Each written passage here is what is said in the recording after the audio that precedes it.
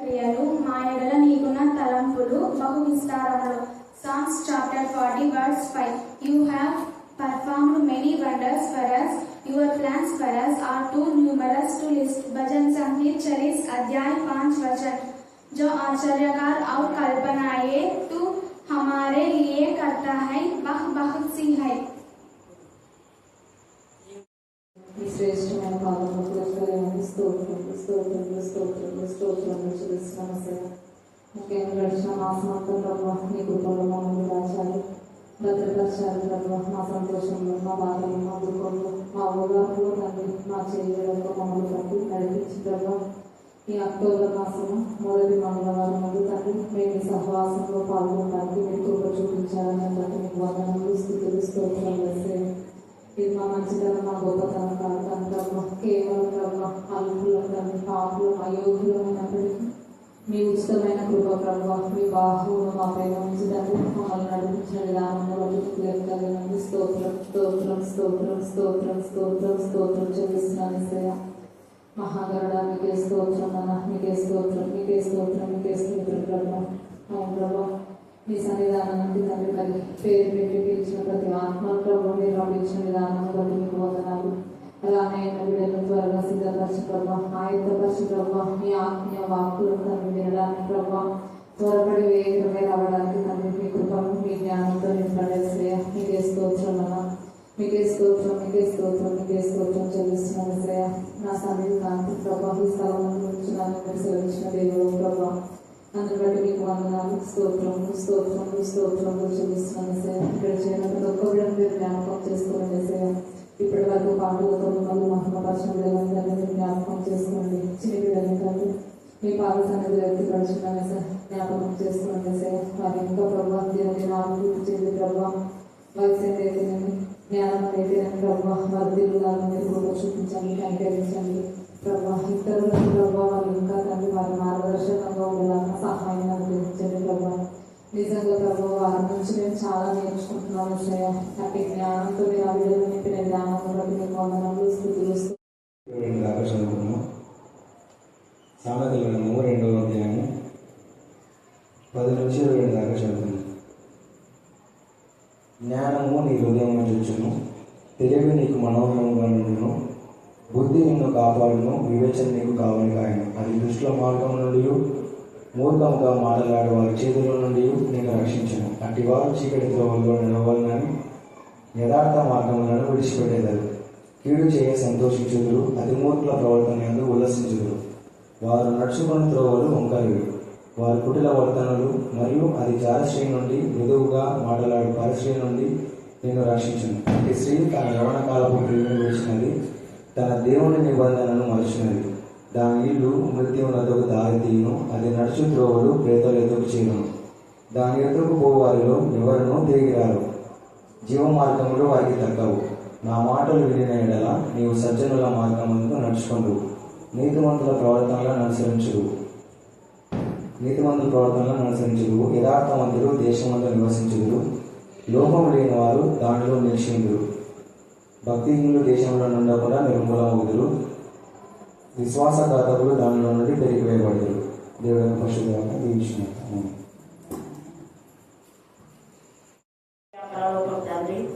మీ కృపా ప్రేమ మహదేశ్వరి బట్టి నారాయణ ప్రశస్తమైన మీ సన్నిధానంలో వధింపబడిన కొలపిన రక్తానికి ఎంత స్థుతించా కూడా తక్కువే. ఈ దినము మీరు చేసిన మేడకు ఉపకారం బట్టి మరొకసారి బంధాలు స్థుతులు స్తోత్రం చెల్లిస్తున్నాం. దేవా కాల్ చేసిన డాక్టర్ భావన వారి కుటుంబాన్ని జ్ఞాపకం చేసుకుని సాధ్యమైన త్వరలో దేవ నా తండ్రి మరి ఆమె హస్బెండ్ డ్యూటీలో జాయిన్ కావడానికి, అలాగే ఆమె ప్రమోషన్ రావడానికి మార్గం చాలా చేయండి కాక. అలాగే నా ప్రభ నా తల్లి భగీరథి, నా తల్లి డెంటల్ హాస్పిటల్ తల్లి డాక్టర్ సుజాత వారి యొక్క నా ప్రభ నా తల్లి మీ జ్ఞానాత్మ తెలిపి బిడ్డలు బయటికి బెటర్గా అక్కడ మీరు వాడుకోమని ప్రార్థిస్తున్నాం. ఈ రోజు నాతో పాటు సాగిస్తున్నదాన్ని బట్టి మేము నిలుస్తున్నాం. అలాగే నా ప్రభ నా తల్లి చేరువచ్చిన ప్రతి ఒక్కరిని కూడా మీ ఆత్మశక్తితో మేము నింపమని ప్రార్థిస్తున్నాం. బిడ్డలు నా ప్రభ తెలుగులో మరి ఇంగ్లీష్లో హిందీలో లేఖన భాగాలు నేర్చుకుంటున్నారా వారు నా ప్రభ భాష అభివృద్ధిని వారు నేర్చుకుంటున్నందుకు మేము స్తుతిస్తున్నాం. వారికి ఇచ్చిన జ్ఞాన కౌశలాన్ని బట్టి మేము స్తుతిస్తున్నాం. ఆధ్యాత్మిక వికారంగా ఎదుగుచమని ప్రార్థిస్తున్నాం. అంధకార చేసిన ఇష్టమని గర్తించమని ప్రార్థిస్తున్నాం. దేవా దురాత్మల ప్రేతాత్మల సమూహం నుంచి రా తండ్రి. చిన్న బిడ్డలందరూ కూడా మీరు విడిపించమని ప్రార్థిస్తాం. అనేక మంది చిన్న బిడ్డలు పట్టి పీడిస్తున్న దుష్ట శక్తులు ప్రేమించే బైబిల్లో ఉన్న బలహీనతలు నా ప్రభా యేసు నామమున గద్దించి పాతాళంలో బంధించమని ప్రార్థిస్తున్నాం. స్తోత్రం దేవా, కనికరించండి కనికరించండి కనికరించండి కనికరించమని ప్రార్థిస్తున్నాం. ఈ సమయమందు ట్రైనింగ్ లో ఉన్నటువంటి బిడ్డలు కూడా మీ జ్ఞానాత్మ నింపండి. మంచి ప్లేస్ మీరు వాళ్ళకి ఇస్తున్నారు, అందుకే మేము స్తుతిస్తున్నాం. అద్భుత రీతిగా ఎమ్మెల్యే మాత్రం వాళ్ళ ఇంటి విషయంలో మీరు అద్భుత కార్యం చేసి చక్కగా గోడలు పూర్తి చేసినందుకు ఎంత స్తుతించినా కూడా తక్కువే. దేవా మీకే స్తోత్రం, మీకే స్తోత్రం, మీకే స్తోత్రం, మీకే స్తోత్రం, మీకే స్తోత్రం, మీకే స్తోత్రం. అడ్రాది అడ్డుగోడలు కూడా యేసు నామమున లయపరచమని ప్రార్థిస్తున్నాం. ప్రతి ఒక్కరూ నిబంధనలు కట్టుబడి ఉండటానికి జ్ఞానం కలుగచేయును గాక. దేవా చదవన లేఖన వాళ్ళని ఆశ్రయించి విరిచి ఇందాక చదివేటప్పుడు అట్టి స్త్రీ అన్నారు. అంటే మీరు చెప్పిన వాటన్నిటి స్త్రీ అంటే సంఘంలోనే మనం చాలా చెప్పుకున్నాం కదా. కాబట్టి అట్టి స్త్రీ అంటే ఏ స్త్రీ అయితే దేవునికి విరోధంగా ఉంటుందో దేవుని నిబంధనను మరచున్నది. దేవుని నిబంధన మరచున్నటువంటి స్త్రీలు లేదా సంఘాలు. స్త్రీ అంటే సంఘం అని మనకు తెలుసు. దేవుని నిబంధనను మరచినటువంటి సంఘాలు దేవునికి ఇష్టమైన సంఘాలుగా ఉండవు. అందుకని ఇక్కడ సామెతలో స్త్రీ స్త్రీ అని రాసినప్పుడు కేవలం స్త్రీ గురించే కాదు, సంఘాల గురించే. ఎందుకు అంటే ఆది కాండంలో తండ్రి అయిన దేవుడు అక్కడ మొదటి సంఘము ఆదాము అవ్వలే. ఇద్దరు లేక ముగ్గురు ఎక్కడ నా నామపేట కుదరు అక్కడ ఎవరుంటారు, దేవుడు ఉంటాడు. అదే సంఘం. సంఘం అంటే ఒక ఫ్యామిలీ లేదా ఒక కుటుంబం, గెదరింగ్ అన్నమాట. అదే సంఘం. అది ఎక్కడైనా ఉండొచ్చు. అది ఇంట్లో ఉన్న సంఘమే, చెట్టు కింద ఉన్న సంఘమే, నదీ తీరంలో ఉన్న ఎక్కడైనా కూడా. మీరు కూడా కొన్ని ఫలానా సంఘాలు ఈరోజు స్ట్రైక్ చేస్తున్నారు అంటుంటారు కదా. ఆయా సంఘాలు, బీసీ సంఘాలు, ఎస్సీ సంఘాలు, ఆ సంఘాలు, ఈ సంఘాలు, వాల్మీకి ఈరోజు ఏంటి అలాగా తప్పగారు కావాల్సిందంటే వాల్మీకి సంఘాల యొక్క పండుగ అట్లా, లేదా సమాజం, వాల్మీకి సమాజం యొక్క పండుగలు. అలాగే ఇక్కడ దేవుని యందు భయభక్తి కలిగినటువంటి సంఘములు దేవుని నిబంధన మీరవు. గుర్తుపెట్టుకోవాలి. దేవుని యందు భయం భక్తి లేని సంఘాలు దేవుని యొక్క నిబంధన మీరుతున్నాయి. అందుకని దేవుని నిబంధన మరుచున్నది అంటున్నాడు. ఎవరు మరుస్తారు అంటే ఇప్పుడు మీరు చెప్పిన పాయింట్స్ అన్ని కూడా యథార్థత లేనివారు. 9వ వచనం చదవండి.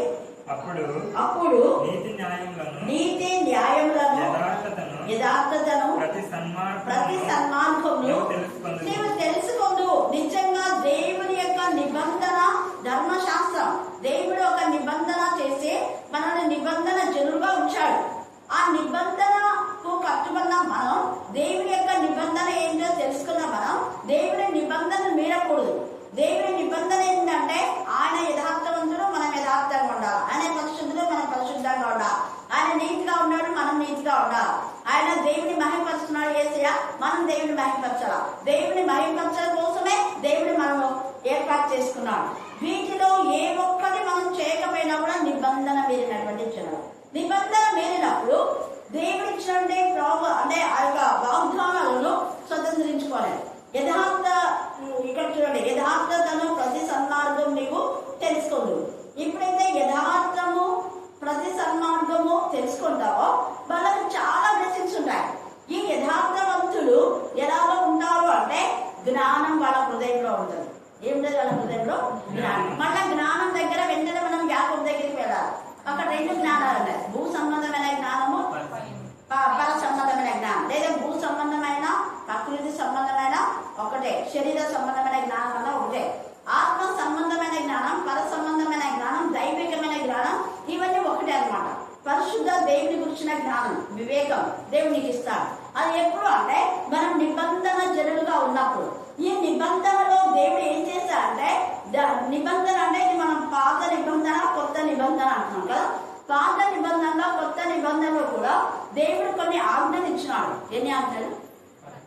10 ఆజ్ఞలు. అదే పాత నిబంధన 10 ఆజ్ఞలను, కొత్త నిబంధనలో 2 ప్రాముఖ్యమైన ఆజ్ఞ. ఆ రెండింటిలో ఈ 10 ఆజ్ఞల యొక్క అర్థము నిబిడీకృతమైంది అనమాట. ఆ 2 మనం నెరవేర్చే. కానీ ప్రతి ఒక్క క్రైస్తవుడు రెండింటిని చూసుకోవాలి. నిన్ను వల్ల నీ పొరుగు అన్ని ప్రేమించు. అంటే నువ్వు రక్షణ పొందితే పక్కవాడు రక్షణ లేకపోతే వాడు నరకానికి పోతాడని నిజంగా వానికి పట్ల నీకు ప్రేమ ఉంటే వాడిని ఎలాగైనా ప్రభువులోకి నడిపిస్తావు. నీ పొరుగు వాళ్ళు ఏది కూడా ఆశించకూడదు. నీకై నువ్వు ఏదైనా సంపాదించుకోవాలి.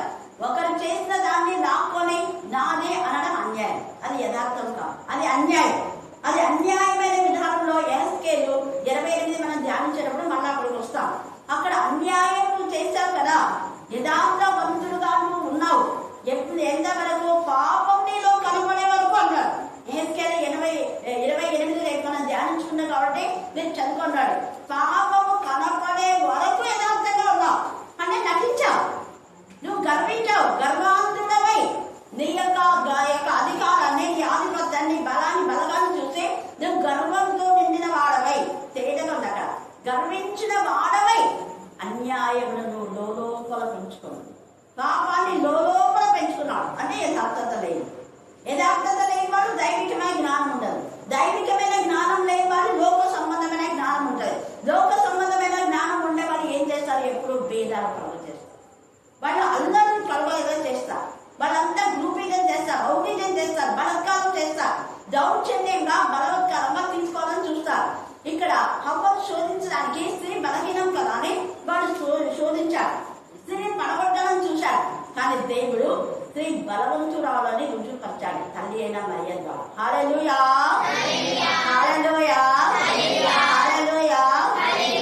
ఏ స్త్రీ అయితే బలహీనమైంది అనుకొని వాడు యథార్థంగా ప్రవర్తించకుండా కుయుక్తిగా స్త్రీని మోసగించాడు.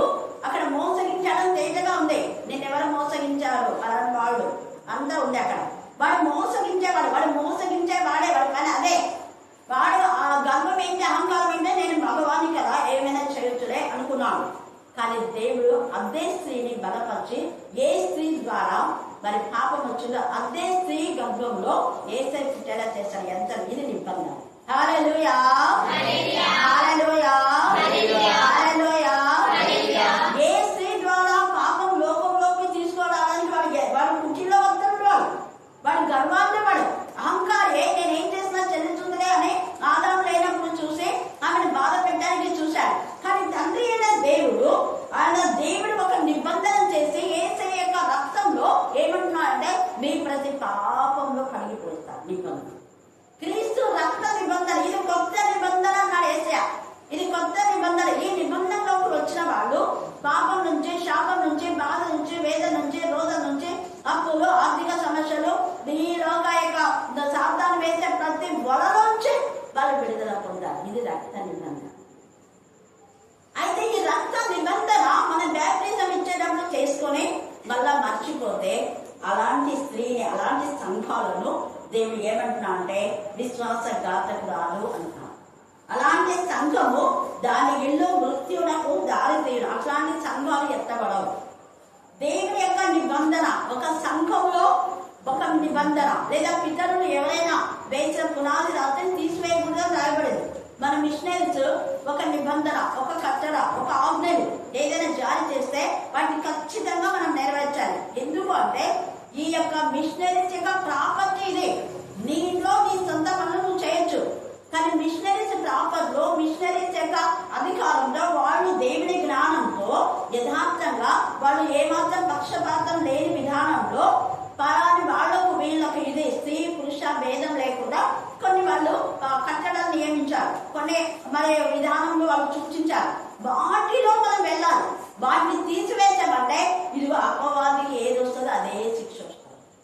వాటిని తీసి అతిక్రమించి నడిచిన సంఘాలన్నీ కూడా పడగొట్టబడతాయి. అవి సర్ప సంతతులు, అవి లోకానుసారమైన సంఘం, దేవునికి విరోధమైన సంఘం, దేవునికి ఇష్టమైన సంఘం కాదు. అది నిర్దోషమైన సంఘం కాదు, అది నిష్కలంకమైన సంఘం కాదు, అది మచ్చలేని సంఘం కాదు. దాంట్లో మచ్చ ఉంది, దాంట్లో నిర్దోషత్వం లేదు, దోషం ఉంది, దాంట్లో కలుషితం ఉంది, దాంట్లో అక్రమం ఉంది, దాంట్లో అవినీతి ఉంది, దాంట్లో అలజడి, కలవరం ఇవన్నీ ఉన్నటువంటి సంఘాలు దేవునికి ఇష్టంగా ఉన్నాం. సంఘం అంటే స్త్రీ అంటే తండ్రి అయిన దేవునికి మనకు ఉన్న బంధాన్ని ఈ యొక్క మరి సామెతలు 2వ అధ్యాయంలో తేలిగా మాట్లాడుతున్నాడు. యథార్థమైన జీవితం ఉండేవాళ్ళు యథార్థంగానే ప్రవర్తిస్తారు. దైవికమైన జ్ఞానం ఉండేవాళ్ళు గొడవలు సృష్టించే పనిని ఏది చేయరు, పొరుగు మంది ఆశించారు. వాళ్ళుగా ఏదైనా కొత్త ప్రణాళిక ఎన్నో ఉన్నాయి. సంఘం డెవలప్ కావడానికి ప్రణాళికలు ఎన్ని ఉన్నాయి అన్ని ఉన్నాయి, చేయొచ్చు. ఇప్పుడు అదే చెప్పేది నేను మొదట వచ్చినప్పుడు సండే స్కూల్ లేదు, ఎవరు నాకు చెప్పలా పెట్టమని దేవుడి ప్రేరణ.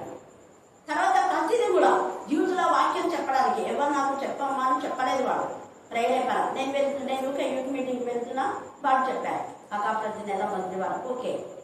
దీని తర్వాత ఆ వీధికి చాలా మంది మా వీధిలోకి రండి, వైద్యులోకి అంటే ఎందుకు మీరు కాలేజ్ ప్లేస్ పెట్టచ్చు కదా అంటే ఒక్క ఇంట్లో పెడితే ఒక రాక సరే వీధిలో పెట్టచ్చు కదా, అలాగే వీధి. అలాగే దేవుడికి ఏది ఇస్తే అలా ఇప్పుడు చేయాలంటే కొత్తగా ఎన్నో ఉన్నాయి, కానీ అవి చేయకుండా చేసే వాటిని అడ్డుకునేవాడు ఎవరు అంటే అపోస్తుల కార్యంలో 13వ అధ్యాయంలో తేజగలి వాళ్ళు అలెగ్జాండ్రియా కంచెరి గాడిద లాంటి వాళ్ళు. వాళ్ళు యథార్థవంతులు కాదు, వాళ్ళు ఆత్మ జ్ఞానంతో ఉన్నవాళ్ళు కాదు. అక్కడ రాయబడింది 13వ అధ్యాయంలో. మీరు తర్వాత చదవండి. పౌలు గర్దిస్తాడు, నువ్వు దుర్మార్గంతో చదవండి వచ్చిన 13వ అధ్యాయంలో. అక్కడ నుండి గారడి వాడిని గర్దిస్తాడు పౌలు. నీ హృదయం అంతా కూడా దుర్మార్గంతో నిండి ఉంది అంటాడు. చూడండి, చదవండి. వచనం చెప్పారు, 10వ వచనం. అదే 8, 10లో ఉంటుంది. 10వ వచనం, 13వ అధ్యాయము 10వ వచనం చదవండి. అతని తేరి చూచి సమస్త, కొంచెం కాదు ఎంతంట, సమస్తం అనే దగ్గర అండర్లైన్ చేసుకోండి. అంటే సమస్త కపడం అంటే సమస్తం నాకే కావాలి, సమస్తం నేనే చేయాలి అనేది చెడ్డ ఆలోచన. అందరు షేర్ చేసుకోవడం అనేది దేవుని యొక్క పిల్లల యొక్క ఆలోచన. ఒక స్త్రీ ఏం చేస్తుంది, ఇంట్లో అందరికీ సమానమైన విధానంలో పంచిపెట్టే తల్లి లాంటి గుణం. దేవరా తల్లిలాగా ఉండింది ఇశ్రాయేలుకు. న్యాయాధిపతులు 5వ అధ్యాయం 7వ వచనంలో ఆమె తల్లిలాగా ఉండేది. తల్లి అందరి కడుపును చూస్తుంది. వాడు దుర్మార్గుడైనా ఎవరైనా అందరికీ సమానంగా ఇవ్వాలనే ఉద్దేశంతో ఇక్కడ తేరి చూచి సమస్త కపటంతోనూ దుర్మార్గంతోనూ నిండిన వాడ అది. ఈ సమస్త కపటము దుర్మార్గం ఎవరిలో ఉంటుంది? అది అర్థం చేస్తుంది. దేవుడి పిల్ల కాదు వీడు, అపవాది పిల్ల. అపవాది కుమారుడా సమస్త నీతికి నీతి లేదు, అందుకే నీతిని తప్పామని అక్కడ ఉంటది. ఇక్కడ ఎహెజ్కేలు 28లో వాడు అపవాది నీతిని తప్పాడు. సమస్త నీతికి విరోధి. నీవు ప్రభు యొక్క తిన్నని మార్గంలో చెడగొట్టిన మానవ. తిన్నని మార్గంలో అంటే మిషనరీ చేసిన సరళమైన మార్గంలో వెళ్తే ఇప్పుడు గొడవగా చాలా సంఘాల్లో గొడవ. ఎందుకు అంటే మిషనరీస్ చేసిన వాటికి అతిక్రమించిన ఎవరికి వాళ్ళు ఆస్తులు అమ్ముకొని నేను దీనికి అధికారిని దానికి అధికారి, అందుకే వస్తుంది. ఇక్కడ దేవుడు ఒక రోజు గర్దిస్తాడు. అందుకే యథార్థంగా ఉండాలి, దేవుని జ్ఞానంతో ఉండాలి. తర్వాత తెలివి నీకు మనోహరంగా ఉంటుంది, బుద్ధి నీకు కాపాడు, వివేచన నీకు కాదు. ఇక్కడనే జ్ఞానము, తెలివి, బుద్ధి, వివేచన 4 ఉన్నాయి. ఈ 4 ఆత్మ సంబంధం కలిగి ఉంటారు. ఆత్మల వివేచన అనేది అది ఒక వరం. మన 1 కొరింథీ 12లో ఆత్మల వివేచన, బుద్ధి, జ్ఞానం అనేది వరమే. జ్ఞాన ఆత్మ కలిగినటువంటి వాడు తెలివిని, ఇవన్నీ కూడా దైవికమైన వాక్య సంబంధమైన జ్ఞానము, వాక్య సంబంధమైన తెలివి, వాక్య సంబంధమైన బుద్ధి, వాక్య సంబంధమైన వివేచన కలిగినటువంటి వాళ్ళు. ఆ వాక్యం చెప్పిన వ్యక్తి పరిశుద్ధాత్మతో చెప్తున్నాడా, మనుషాత్మతో చెప్తున్నాడా, దురాత్మతో చెప్తున్నాడని ఐడెంటిఫై చేయగలరు. వాక్యం ఎవరు చెప్పినా 3 విధాలుగా ఉంటది. ఒకటి పరిశుద్ధాత్మ ద్వారా చెప్తారు, లేదా మ్యాన్ స్పిరిట్ తో, లేదా ఈవిల్ స్పిరిట్. మ్యాన్ స్పిరిట్ అంటే వాళ్ళు ఎక్కడో ఎవరిదో చెప్పింది విని, లేకపోతే కల్పన కథలు చేసుకొని వాళ్ళకి ఏది వస్తే అది తోచింది చెప్తా ఉంటారు. ఇక దురాత్మలతో అంటే వాక్యములకు వ్యతిరేకంగా, దేవుని నిబంధనకు వ్యతిరేకంగా, కట్టడలకు వ్యతిరేకంగా, దేవుడు ఏర్పాటు చేసిన దానికంటే వాళ్లే పెద్ద జ్ఞానవంతులైనట్టుగా వేరే వేరే మార్గాలు. ఇక్కడ ఇప్పుడు ఇందాక చదివిన వ్యక్తి లాగా వాడు కూడా ఏం చేస్తున్నాడు అంటే అక్కడ నా అధిపతిని విశ్వాసం నుంచి, పౌలు యొక్క విశ్వాసం నుంచి తప్పించాలని వాడు చూస్తున్నాడు. పౌలు ఆధ్యాత్మికంగా బలపరచాలని పౌలు చెప్తుంటే, పౌలు పైన వాడు లక్ష్యం వస్తుంటే వాడు అలాగ దాని నుంచి ఎట్లయినా తప్పించాలని వాడు ఈ దురాత్మ కలిగిన వ్యక్తులు చేసే పని ఉంది. అందుకే సంఘాలు దేవునికి మహిమకరంగా. తర్వాత ఏమంటాడు చూడండి 12వ వచనం, అది దుష్టుల మార్గం. అంటే ఇవి ఎవరైతే యథార్థంగా ఆత్మ జ్ఞానం, ఆత్మ సంబంధమైన తెలివి, ఆత్మ సంబంధమైన బుద్ధి, ఆత్మ సంబంధమైన వివేచన కలవాళ్ళు దుష్టుల మార్గం నుండి, మూర్ఖంగా మాట్లాడే వాళ్ళ చేతిలో ఉండి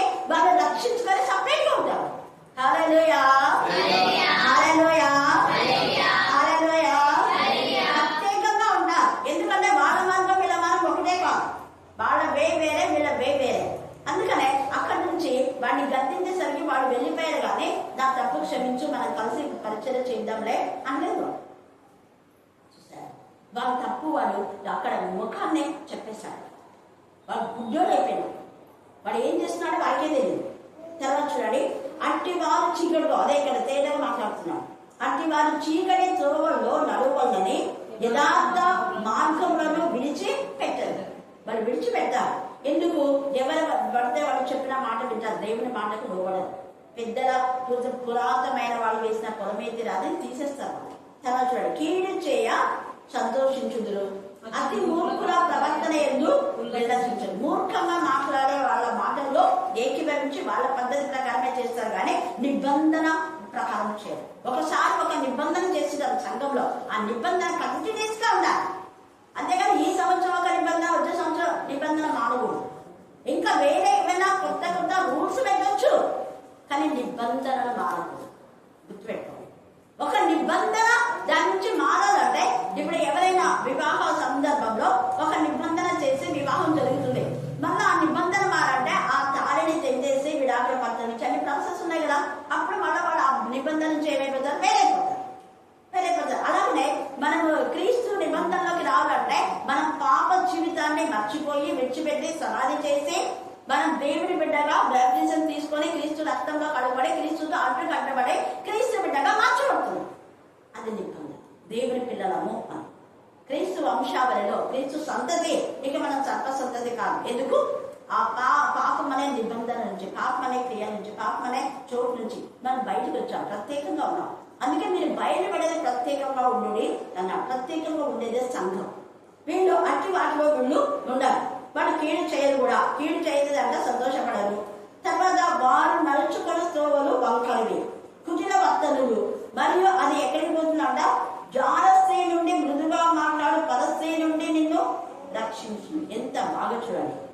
ఎవరు అంటే ఈ పైన ఉన్నటువంటి వాళ్ళు ఇలాంటి వాళ్ళ నుంచి రక్షిస్తారు, కాపాడుతారు.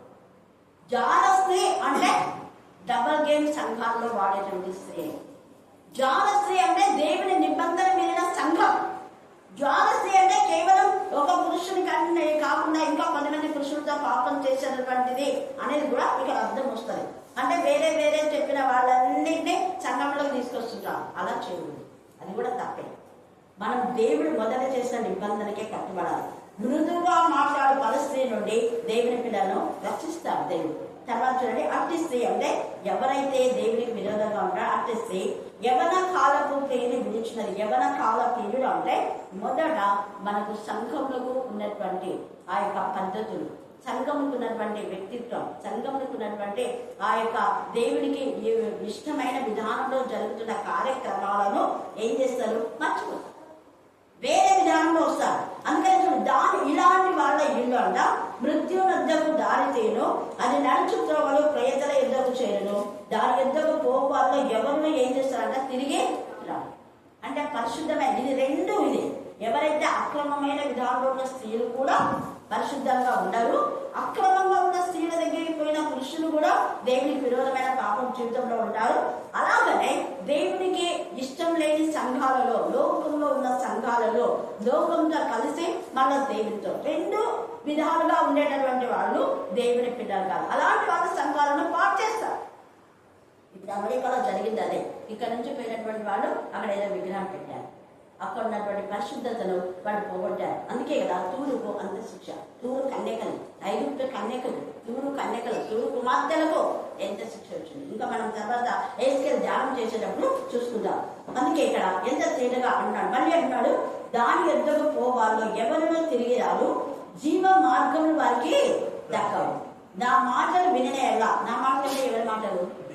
అది దేవుని నిబంధన, యేసయ్య నిబంధన, రక్త నిబంధన, రక్త ప్రోక్షణ కిందకి వచ్చినటువంటి వాళ్ళు నా మాటలు వినయడలా నీవు సజ్జనుల మార్గమందు నడుచుకుందువు, నీతిమంతుల ప్రవర్తన అది ఇక్కడ ఉంది.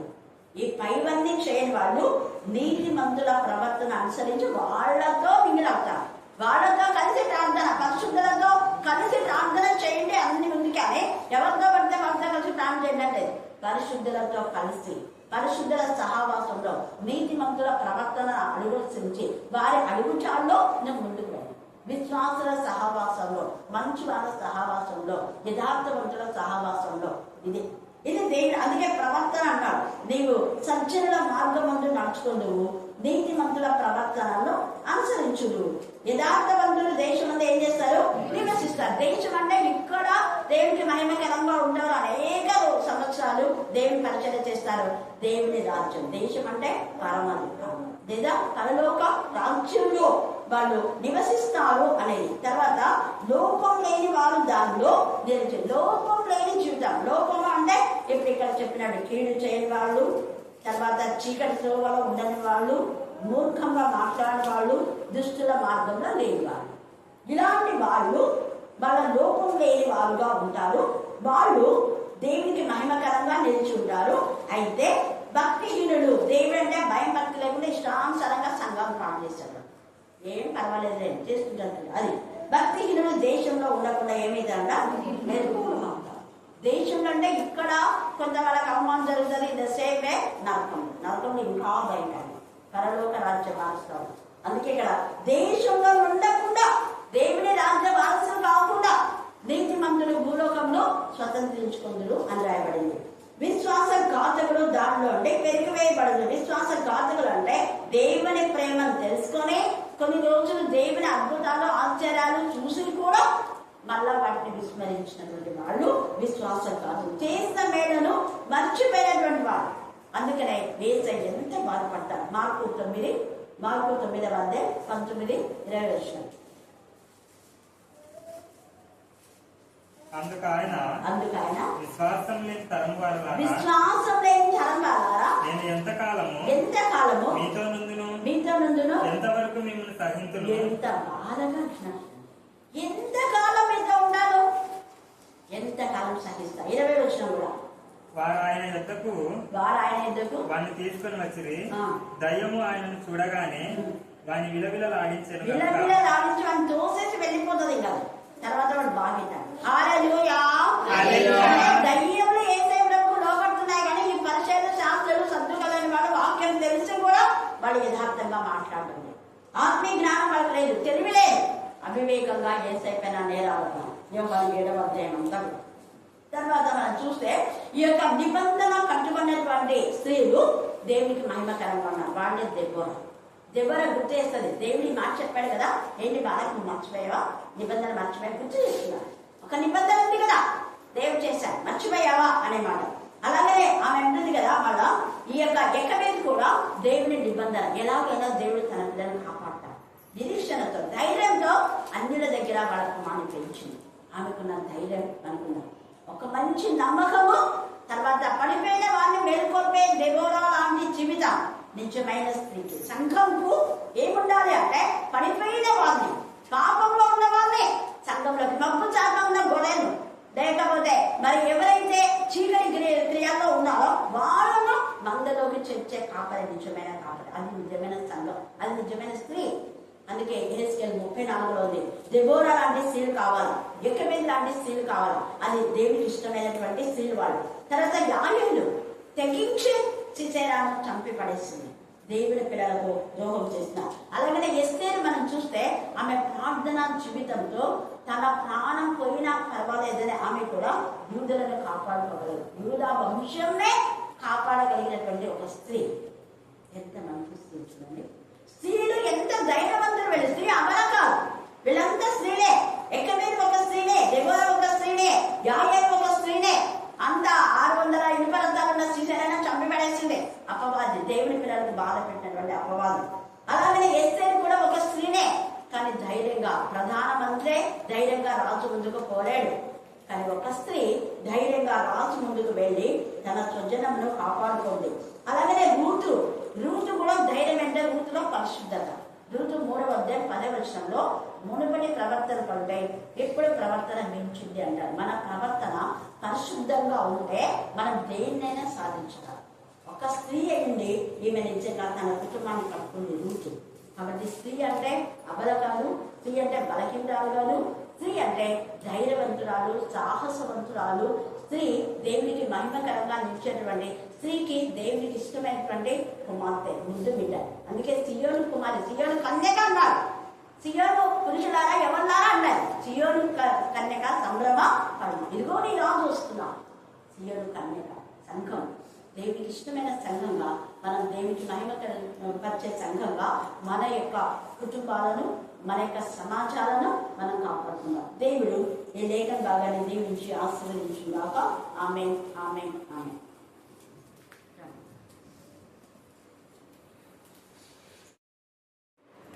మధురమైనది నా యేసు ప్రేమ, మరపురానిది నా తండ్రి ప్రేమ. మధురమైనది నా యేసు ప్రేమ, మరపురానిది నా తండ్రి ప్రేమ. మరువలేనిది నా యేసుని ప్రేమ,